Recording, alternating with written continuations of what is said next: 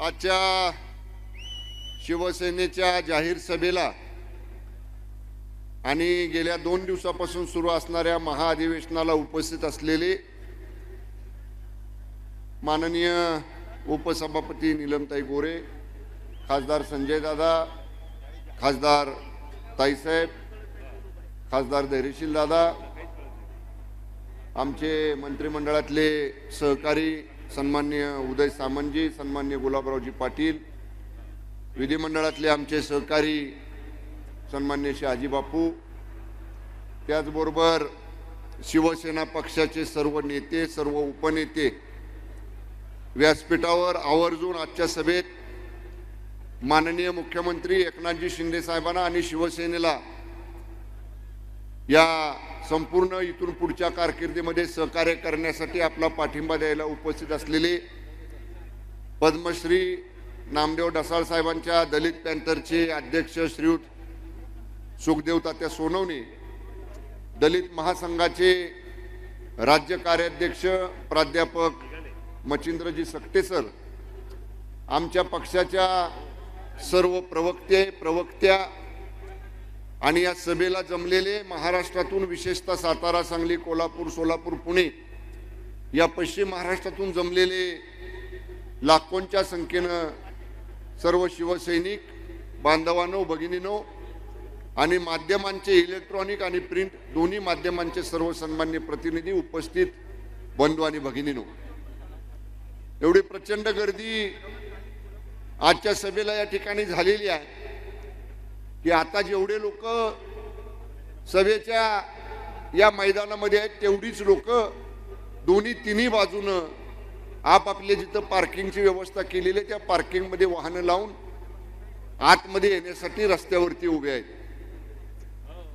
वंदनीय शिवसेना प्रमुख, हिंदू हृदय सम्राट स्वर्गीय बाळासाहेब ठाकरे साहेबांनी एक ज्वलंत हिंदुत्वाचा विचार तुम्हा आम्हा सगळ्यांना दिला आणि नेहमी वंदनीय बाळासाहेब ठाकरे साहेब आपल्याला सांगायचे की हा छत्रपती शिवरायांचा भगवा, हा मराठी स्वाभिमानाचा भगवा, हा दिल्लीच्या पार्लमेंटवरती आपल्याला फडकवायचा आहे.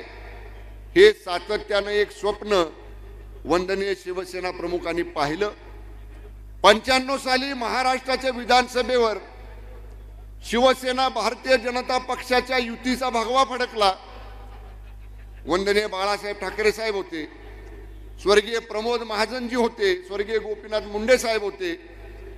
या मंडळींनी एका जाज्वल हिंदुत्वाच्या विचाराची युती केली आणि 5 वर्ष 95 ते 99 राज्यामध्ये युतीचं सरकार, विशेषतः पश्चिम महाराष्ट्राचा विचार केला तर कृष्णा खोरे विकास महामंडळाची निर्मिती ही त्या काळामध्ये मनोहर जोशी सर मुख्यमंत्री असताना केवळ आणि केवळ वंदनीय बाळासाहेब ठाकरे साहेबांच्यामुळे झाली.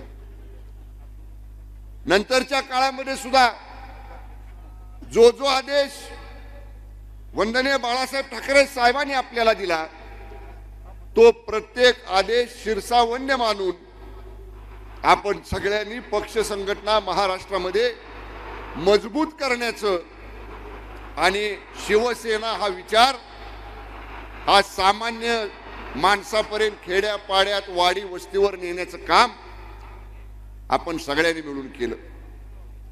मला राजकीय भाष्य करायचं नाही, पण राज्य सरकारचा एक मंत्री म्हणून वंदनीय शिवसेना प्रमुखांचं जे स्वप्न होतं सुजलाम सुफलाम महाराष्ट्र करायचं, ज्या कृष्णा खोरेचा सातारा, सांगली, कोल्हापूर विशेषतः या 3 जिल्ह्यांसाठी उपयोग आहे, त्या कृष्णा खोरेचा जो काही आराखडा झाला, जो काही त्याचे प्रकल्प तयार झाले, त्याला सगळ्यात गती देण्याचं काम जर कोणी केलं असेल तर गेल्या 1.5-2 वर्षामध्ये माननीय मुख्यमंत्री एकनाथजी शिंदे साहेबांच्या नेतृत्वाखालच्या या सरकारने केलेला आहे. एक ज्वलंत उदाहरण मी आपल्याला देईन.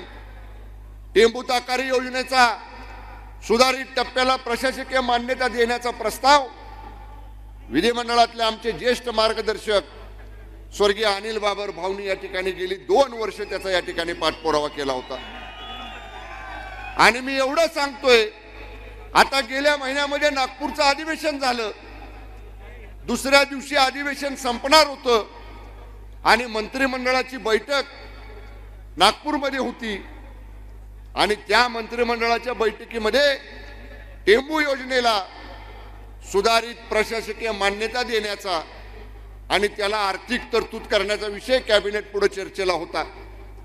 अनिल बाबर साहेब स्वर्गीय भाऊ त्या कॅबिनेट बैठकीच्या हॉलच्या बाहेर खुर्ची टाकून बसले होते आणि जाताना मला आतमध्ये म्हणले, राजे तेवढा टेंबूचा विषय मंजूर झाला की मला आतमधनं फोन करून तेवढं सांगा।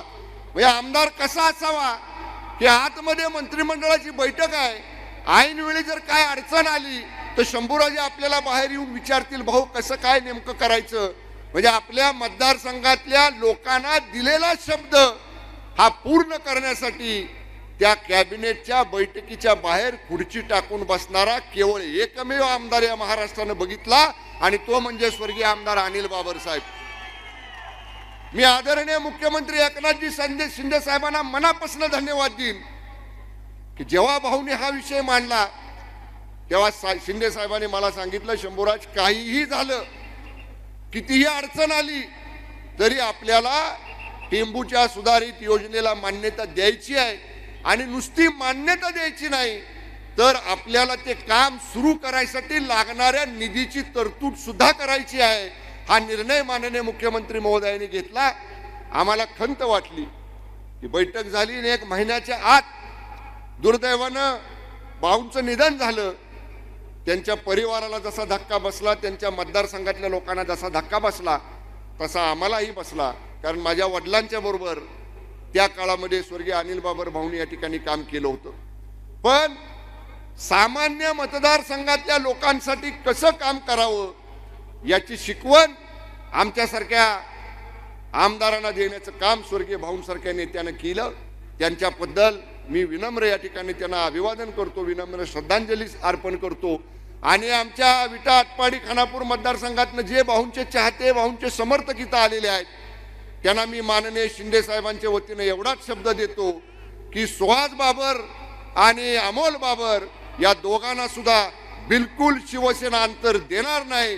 त्यांना हातात हात घालून आम्ही सगळे त्यांच्या काम करू, एवढाच शब्द या निमित्तानं मी देतो। राज्य सरकारचं काम नेटानं चाललेलं आहे। मग शेतकऱ्यांची कर्जमाफी असेल, 50,000 रुपये पर्यंत नियमित कर्ज भरणाऱ्या लोकांचं अनुदानाचा विषय असेल, जलसंपदा प्रकल्पांना सुधारित प्रशासकीय मान्यता देण्याचा विषय असेल, महिलांना मोफत एसटी प्रवास देण्याचा विषय असेल, लखपती दिदी नावानं योजना सुरू करण्याचा विषय असेल किंवा दिवाळीला, दसऱ्याला, गौरी गणपतीला, शिवजयंतीला, आंबेडकर जयंतीला आनंदाचा शिधा गोरगरीब लोकांना देण्याचा निर्णय असेल, असे कितीतरी कल्याणकारी निर्णय माननीय मुख्यमंत्री एकनाथजी शिंदे साहेबांच्या नेतृत्वाखालच्या या सरकारने घेतलेले आहेत। माझी सगळ्या शिवसैनिकांना विनंती आहे की आपल्या पक्षाच्या महाअधिवेशनामध्ये आपण ठराव केलेले आहेत, त्या ठरावाप्रमाणे पहिल्यांदा एका मोठ्या निवडणुकीला आपल्याला लोकसभेच्या सामोरं जावं लागणार आहे आणि शिंदे साहेबांच्या नेतृत्वाखाली काम करणाऱ्या हिंदू हृदय सम्राट स्वर्गीय बाळासाहेब ठाकरे साहेबांच्या विचारावर चालणाऱ्या शिवसेनेच्या माध्यमातून, महायुतीच्या माध्यमातून महाराष्ट्रातनं 45 पेक्षा जास्त खासदार माननीय पंतप्रधान नरेंद्र मोदी साहेबांना तिसऱ्यांदा पंतप्रधान करायसाठी आपल्याला महाराष्ट्रातनं निवडून द्यायचे आहेत आणि त्याच्यासाठी आपण सगळ्यांनी प्रयत्नांची पराकाष्ठा करावी एवढी विनंती या ठिकाणी मी आपल्याला करतो।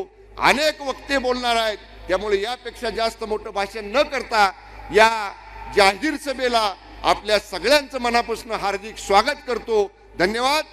जय हिंद, जय महाराष्ट्र। एबीपी माझा, उघडा डोळे बघा नीट।